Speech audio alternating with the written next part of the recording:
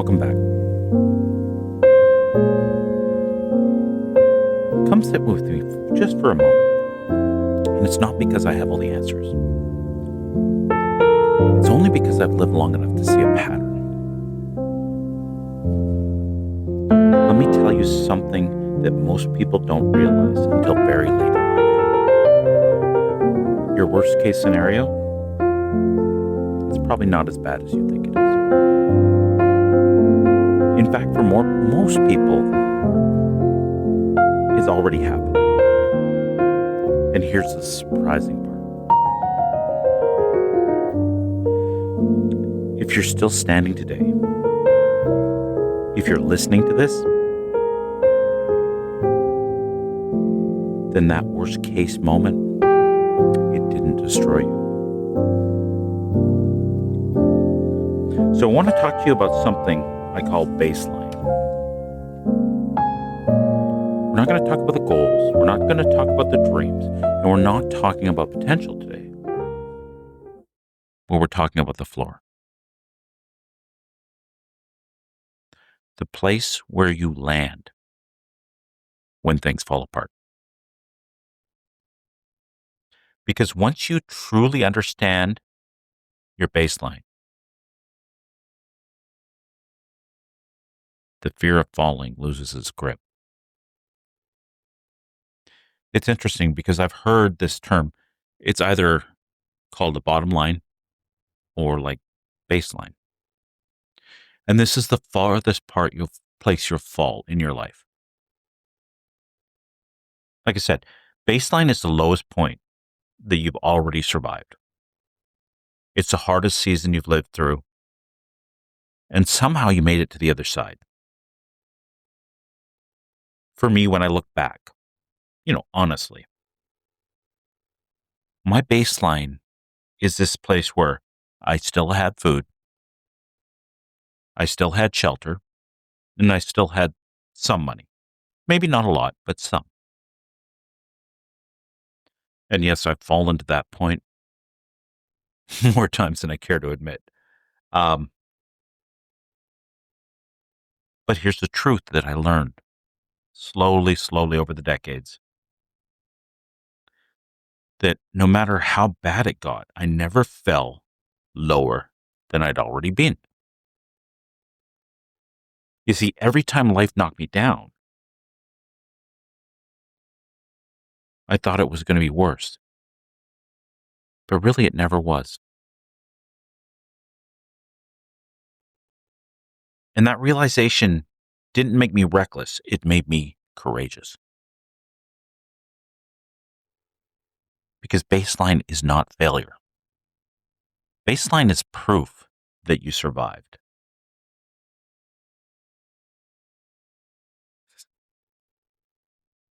So it got me thinking in my life when I figured out that there was a bottom line, that there was a baseline, that was the furthest I would ever fall in my life. And before that, I didn't really go for it in life. And it made sense because if you're sitting with a fear of falling so far down that you'll never get back up, then you're going to be a lot more cautious in this life. And you think of it like, it's not that I was lazy, and it's not that other people are lazy. And it's not that I was completely unmotivated, although at times I was. And it's not even that I was lacking talent, although I didn't see my talent a lot of my life. People don't go for it, and I didn't go for it because I'm afraid. I'm afraid that if I took that risk, if I really, really went for it, then I would lose everything. And I think myself, when I was younger, and a lot of people they imagine that they're going to fall so far that they would be homeless, alone, broke, and ashamed. But let me ask you something gently. Has that ever been your reality?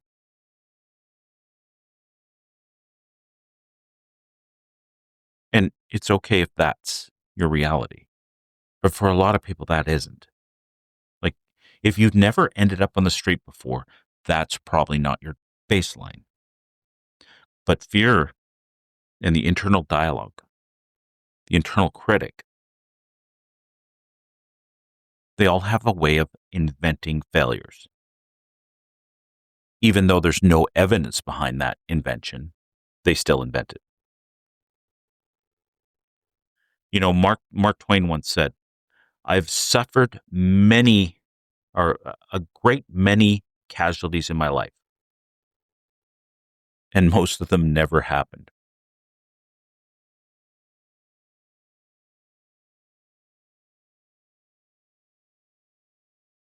What if people don't fail? They don't fear failure. They fear imagined humiliation.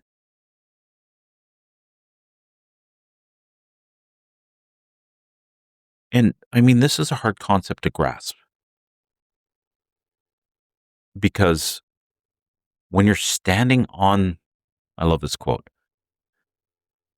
fear is a mile wide, but it's only an inch deep. And when you're standing on the edge of fear, it can seem completely overwhelming. But as soon as you step into fear, you will see how shallow it is.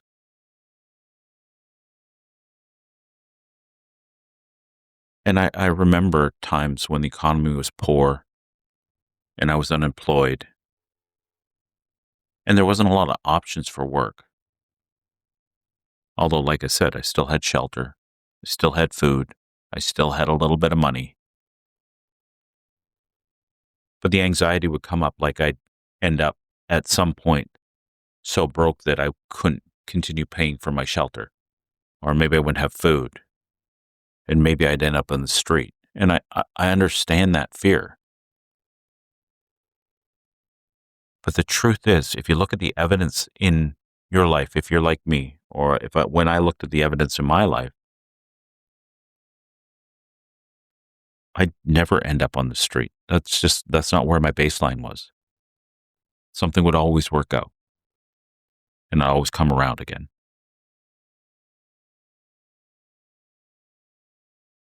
But it's interesting that's the underlying fear.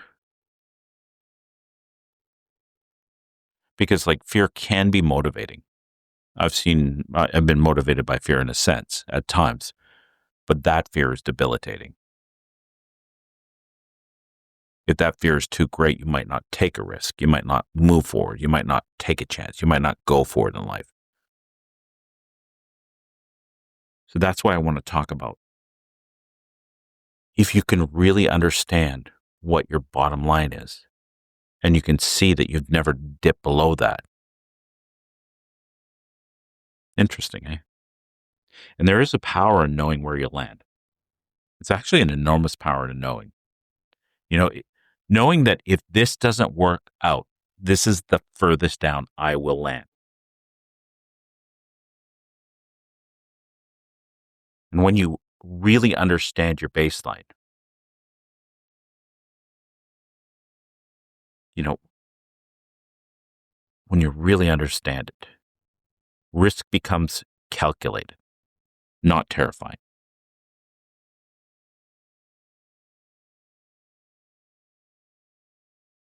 You will stop asking, what if I lose everything? And you will start asking, what if I gained something I would have never found otherwise? Because the truth is, you already know how to survive your baseline because you've done it before. That means the unknown is no longer dangerous. It's familiar. And unfamiliar is where growth lives. Just think of it right now. Think of it. What What would you do? What would you take on? What risk would you take? What what endeavor would you start to pursue if you knew the worst case scenario was no further than you've ever been down, like your landing point, your baseline? You absolutely guaranteed that's where you're landing. And the truth is, going for an endeavor, understanding your baseline, doesn't guarantee success. But going for it in life over and over again, it's like that idea. What if there's a finite number of setbacks? Like it's written that you're going to fail this X amount of times before you get that ultimate success. And if you spend a life playing it safe, you'll never check off all those failures to reach the ultimate success. And what kind of life is that? But what if you decided that no more? This is who I am. This is what I'm going for in life. This is who I will be. And you start going headlong into each and every challenge,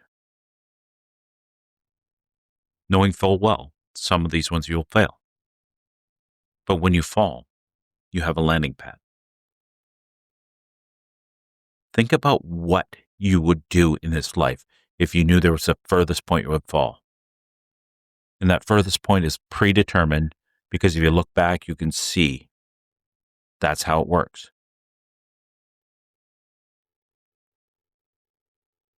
And yes, there'll still be fear, but like, if you think about, have you ever thought about this? I love this. I heard this a long time ago. If you really think about it, that fear and excitement feel exactly the same in the body. The only difference is the thought process. Like exhilaration and fear are a very similar feeling. So when you're going for it in life, you may think it's fear, but it could be exhilaration.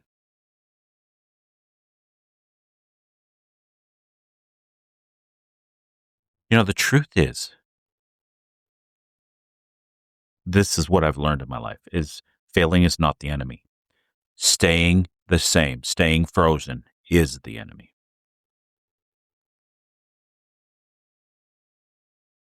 Life actually rewards motion, not perfection, not certainty. Motion. And I saw this recently because I was getting a little bit stressed out because my business wasn't as busy as normal. And I was sitting, kind of sitting in it and like getting fearful. So I started reaching out to people I hadn't seen in a while. And then one after the other, and now it looks different. But the truth is, I didn't start feeling better after people started like responding and booking in. I felt better as soon as I started taking action.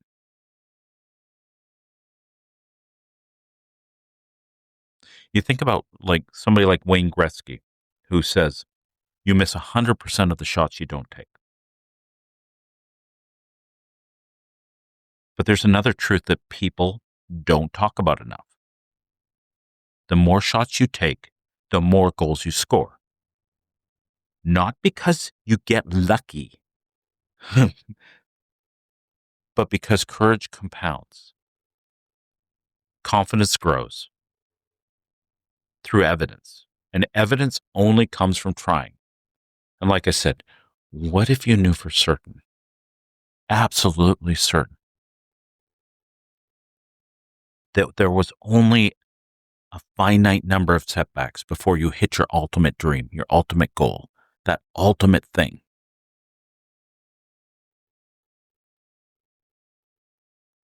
And if you add to that you know the furthest you're going to fall when you fail is baseline.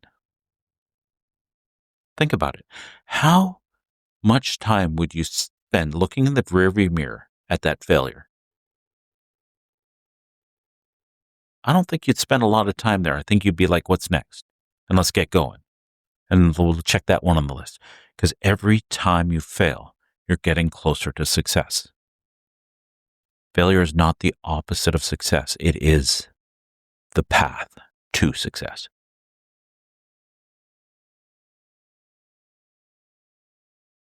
And failure doesn't have to send you into an abyss.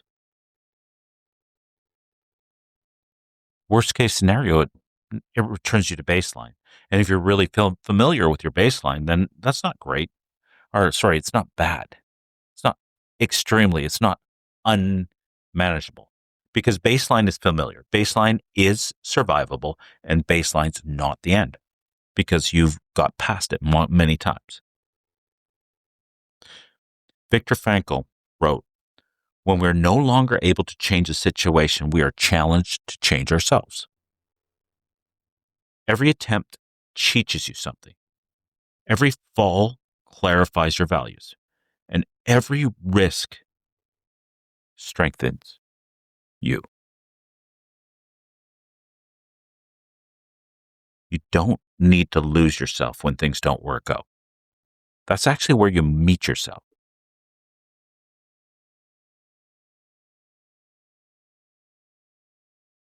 That's where you meet your true self. That's where you develop your true self. That's where strength and resilience is formed, is when you fail.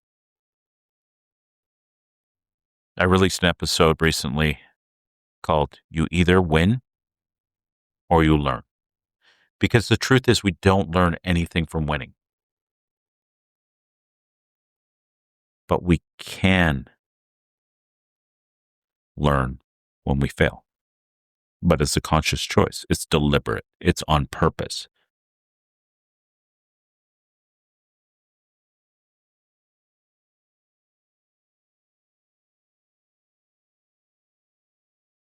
If you could find a way to reframe failure as a part or a step on the path, imagine how different your life would be.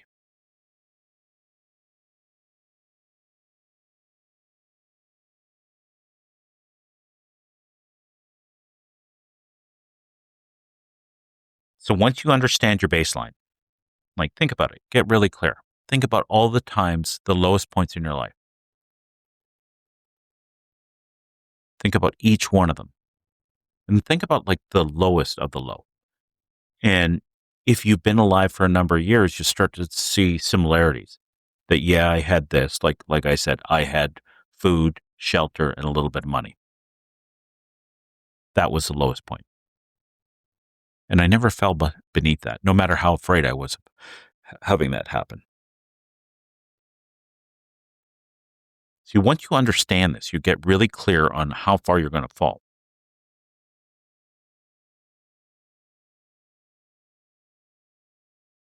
You can stop living with fear and you can live above fear. You can actually start living towards possibilities because the people who really make it in life, the people who are successful, the ultimate people are the risk takers, the dreamers.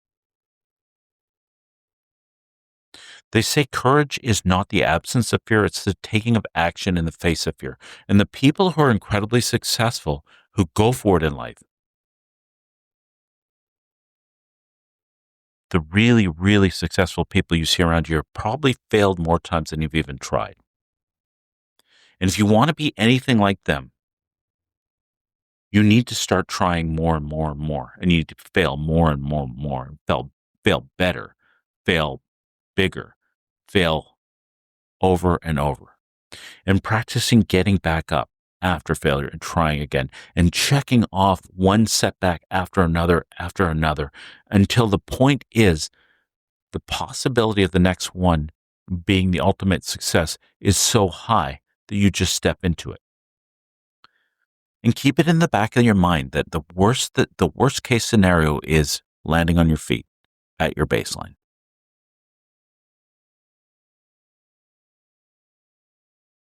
So I invite you to stop waiting for certainty.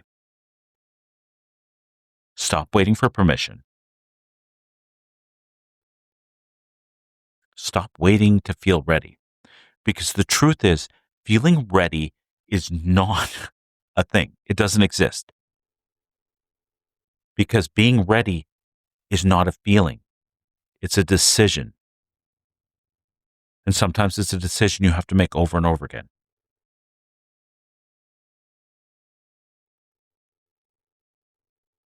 You go now.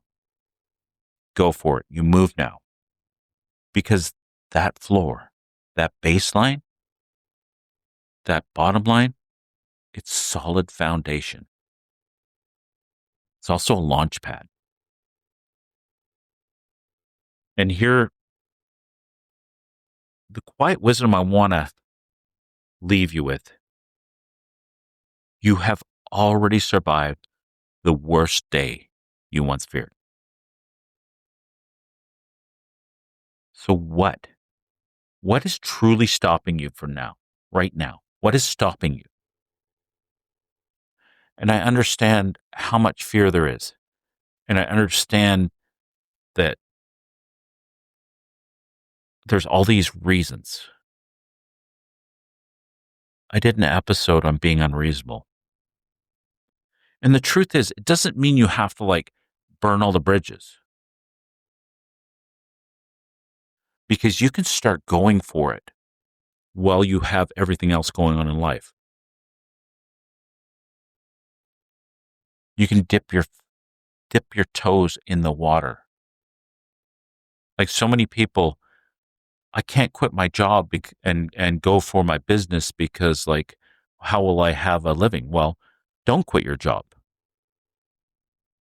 Just cut all the distractions out of your life, all the wasted time, and start your business in that time. You go to work, you do your thing, you come home, you work on your business. You work on your dream. You work on your social media. You work on your podcast. You have a job that feeds you, clothes you, houses you, and then you have a dream and a goal that you're going for in life. It's not one or the other. You can do both. So go for it. Say the thing. Try the thing. Start the thing.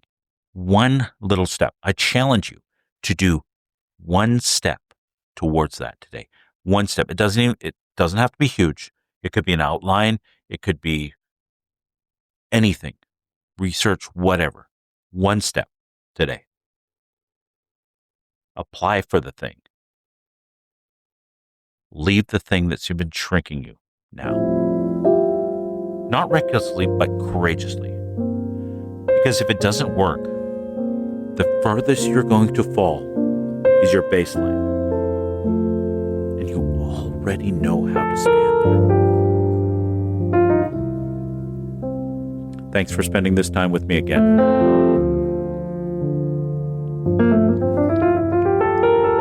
Thank you for listening to this episode of Your Inner Advocate, a podcast by Kimen Peterson, formerly Conversations with Kimen. If you found value in today's episode, please follow, like, and share the podcast with someone who you think may benefit from it.